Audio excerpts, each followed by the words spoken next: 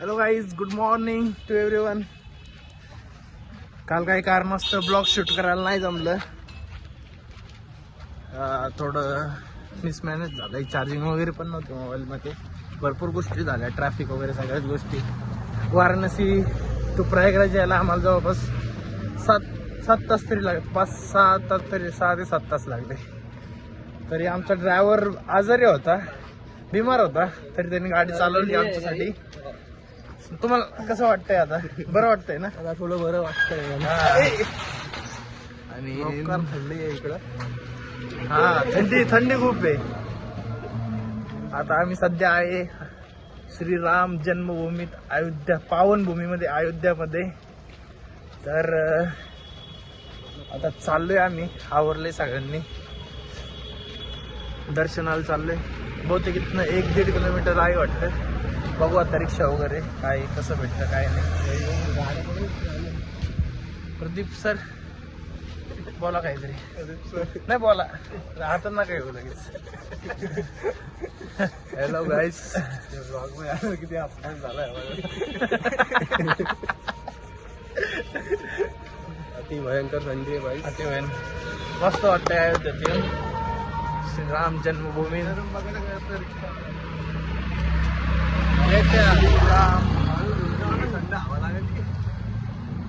एक गोष्ट एखादी बोल ना, राम म्हणजे स्लोगन टाईप.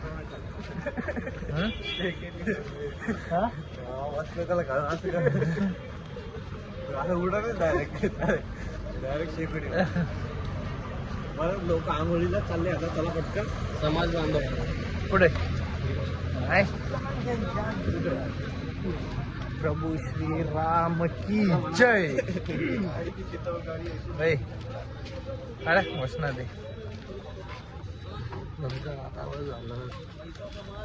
आता काय सर्वच झालं. थंडीला डेंजर आहे, पण इकडं काय असं पण असं एक नंबर फाड थंडी फाड.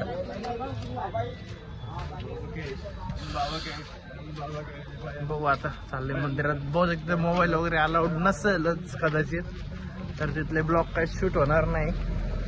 बघू तरी आम्ही we will try our best to shoot our blog.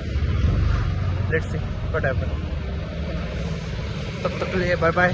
थोड़ा कुछ तो चाय वगैरह खा के जाते, चाय वगैरह पी के जाते, तो मतलब बोलो टेंशन नाही हमको 11 बजे तक. बघू काय काय होतंय. दर्शन वगैरे फिरण्यासाठी भरपूर येतं काहीतरी. हनुमानगडी, दशरथ निवास काहीतरी, आणि आपलं अयोध्या प्रभू श्रीरामाचं मंदिर. बघू. Okay bye bye. Good night, sorry good morning. Bye bye.